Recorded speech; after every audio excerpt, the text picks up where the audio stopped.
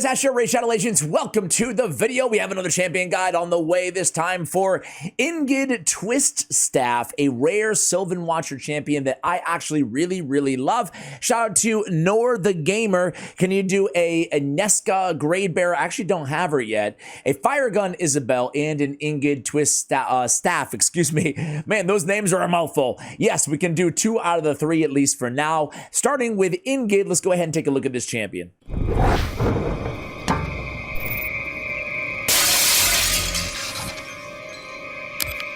So as I said, guys, INGID is a Sylvan Watcher rare champion. Spirit Affinity.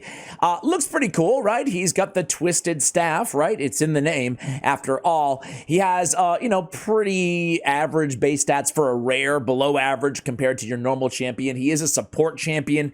I wouldn't expect a ton of damage out of this guy, but he can absolutely be helpful in some end game areas, such as Doom Tower Secret Rooms, which we'll be showing in today's video, as well as Faction Wars.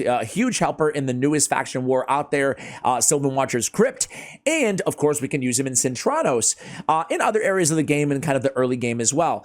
On his A1, it's Twisted Bark, attacks one enemy 2 times. Each hit has a 30% chance of placing a decreased defense debuff for 2 turns. This is the weak version, but if we have him awaken, we can pick up Nature's Bounty and have a chance at landing the big version, which at a 30% chance on both hits isn't that bad.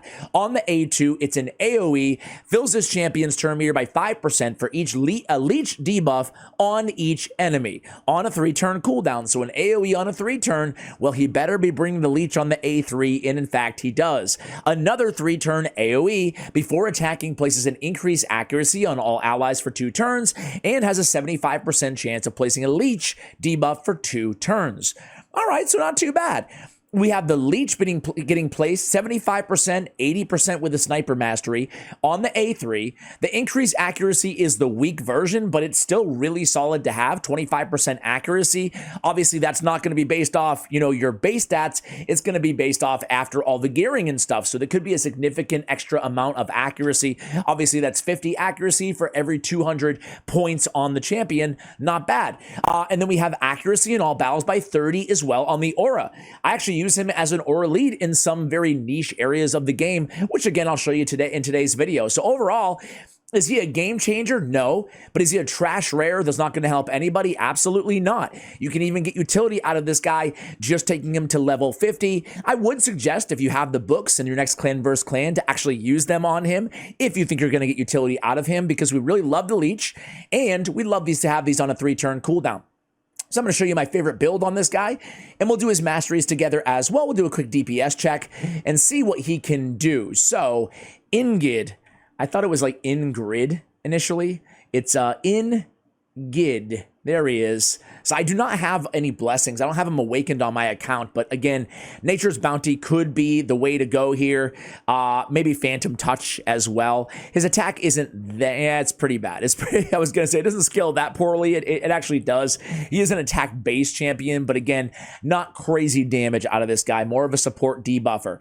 You can see stun set, right? I mean, this guy was made for a stun set. He doesn't have an AoE on the A1, but he does have 2 3-turn cooldown AoEs on the A2 and the A3. He's going to be great for getting past wave content and healing up your allies and lowering the accuracy threshold that you're going to need on your entire team. So he does bring quite a bit to the table there. So I love him in a stun set. You can see the gear that I have on him. I do have crit rate on the gauntlets, just trying for a little bit of damage. I have attack percentage on the chest. However, I would definitely err on the side of going HP percentage for some survivability if there's any chance that he'll be dying on your team, or if you don't have a reviver on your squad. We have speed on the boots.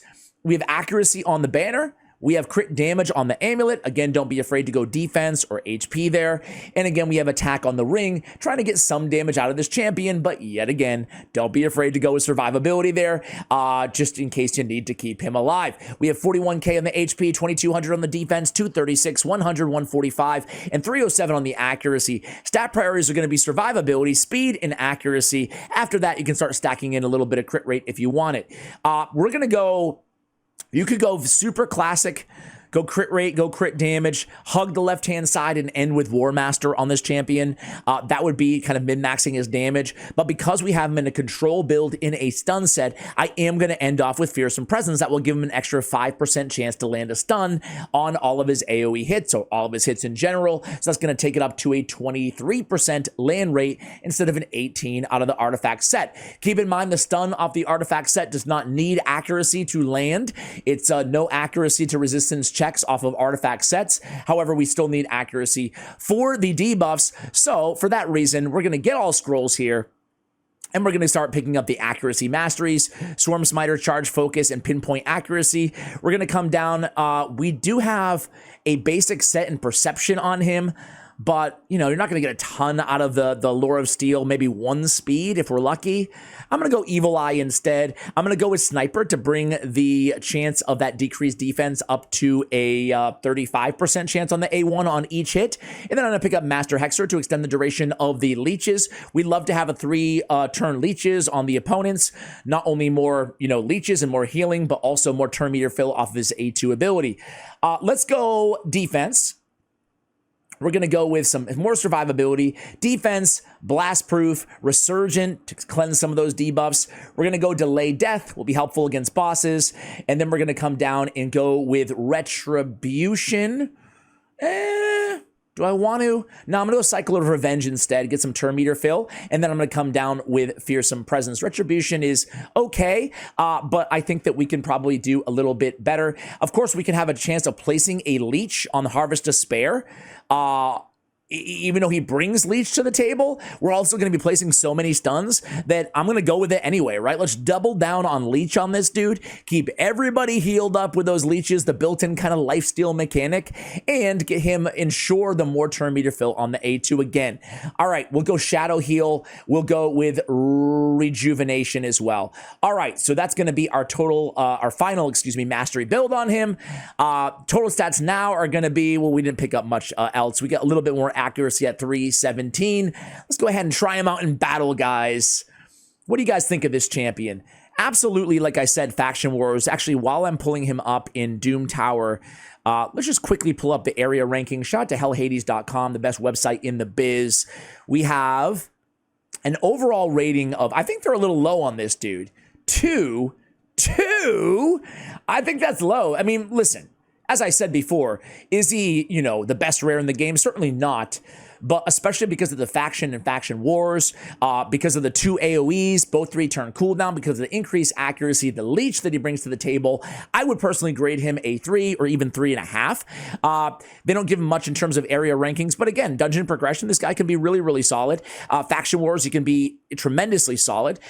So yeah, I guess I do disagree a little bit with these ratings. Again, I'm not sitting here saying he's an S tier or top 10, top 20, anything like that, but I think that, you know, we already talked about his utility. A 2.1 multiplier on his A1, a 3.5 on the first AoE, and a 3.65 on the second AoE. Those aren't bad multipliers, but keep in mind that base attack is so low at 900 and something that it's really tough to get some significant damage out of this champion. All right, so Secret Room 3 on Doom Tower, or 4. Secret Room 4 on Doom Tower Hard is one of these rare only secret rooms, so it's perfect for him. And as I said, I don't have any aura lead out of any of these champions that I can use, so by default, I'm going to pick up some extra accuracy, which will benefit everybody on the team. Almost everybody on this squad is landing some sort of debuff. I guess Abyssal's not. Okay, so a couple of them. So we have Gnarlhorn, we have Shadowbow Tirlak, we have Soulbond Boyer, we have Abyssal and Gnarlhorn and Ingrid. INGID, whatever. Let's go in. And I'm really curious to see how he stacks up against some of these other damage dealers on the squad. So we're just going to come right in with the... We could go with a leech, but I think it's more valuable to have, well, obviously we're not going to go with the A2. It's not placing the leech. We're going to definitely open up, with the A3, but we'll take advantage of the increased accuracy on everybody else as well. We do land 1 stun there as well. Fantastic. We're going to come in with Abyssal on the A3, increase attack and increase defense for my team. And then we're going to come in with a A2 from Shadowbow Tirlak. That's going to give us an increased speed. And then we're going to come in with the A1 of Soulbond Boyer. No more stuns, but that's why we have Gnarlhorn to land a provoke on everybody else. Now look at this. Burst of Despair. This is his A2 ability. We come in here, land a couple more stuns, but the turn meter is already, you know, over halfway fill because of those turn meter fills from the leech. So not bad. Now we can go in A1 Abyssal. We can go A3, get some Veils on everybody. Shadowbird Trilek's not a bad champion either for a rare, by the way. We always want to try for kind of the highest turn meter. Let's go A1 again. Soulbond's probably going to be the damage lead on this team, right? You would assume so.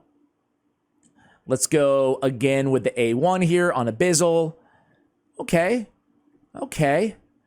I think after this wave, as long as I A1 the cycle, and he's already back to his A3 again, not bad.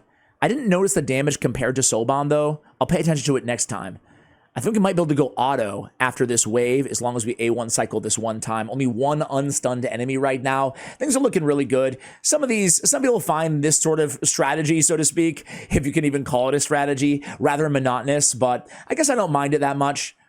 Let me know how you feel about it in the comments below. Just like stun locking. I think where it gets difficult is stun lock strategies in Cintranos when they have, instead of being 255, they're level 355 in Soul Cross. That's where it gets very tedious and very RNG reliant. All right, again, we go in with the increased accuracy and setting up a couple of those stuns. Fantastic work. Let's come in with the A3, and I think we can put it on auto from here on out, and we'll see what kind of damage he can put out. That was his A2, I think, the Burst of Despair. It wasn't anything crazy, you know.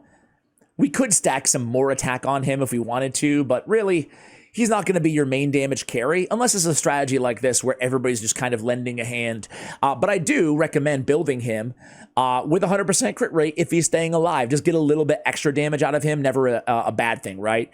Okay, let's A1 cycle again. Out of all the rare secret rooms in Doom Tower Hard, this is absolutely one of the easier ones. Now, granted, you have to have the champions, of course, right? You need the AoEs, but Abyssal and Soulbond Boyer, they both have AoEs on their A1 ability, and it's a huge help, right? I look for for stun sets in this sort of content. I'm really looking for champions with 2 AoEs, like INGID, or champions with just some decent damage there, or champions with an AoE on their A1 like Soulbond. All right, so we go in with a provoke again. So this is the champion, guys. I mean, there's not much more to say about him, right? Not as incredibly complex kit, but I like the leech and I like the increased accuracy. A little bit of damage, nice utility in a stun set for control. But, you know, I would limit him to the areas that I spoke about towards the beginning of the video, right? Kind of end game content like this, early game dungeon progression, or kind of mid-game faction wars. I think that's his best utility, but certainly that's a pretty large category for a rare champion. I wish that all new rares were kind of like him, you know, or better, right? There's been a lot of power creep over the last 5-6 years in Raid Shadow Legends, so it's nice when at least the new rares can provide some utility for folks out there, even if you don't max them out. I want to be clear, you don't need to max them out, and you don't need to even do masteries on him. Take him to level 50 and book him out and see what you think, if you have the books again, and then make a judgment call on whether you even need to take him to 60. Save your resources, use them on a champion that will be more impactful for your account overall, and see if you can get by. All right, guys, there it is. He puts out the second damage behind Soulbond Boyer, and Soulbond has about the same amount stats-wise that INGID does, and they're both in stun sets. So overall, not too bad, not too bad. Obviously, a lot of those heals are just attributed to the leech as well, so it's nice to keep everybody nice and topped off on a battle like this, guys. Keep the champion guide requests coming in the comments below. Much love, and as always, take care, guys.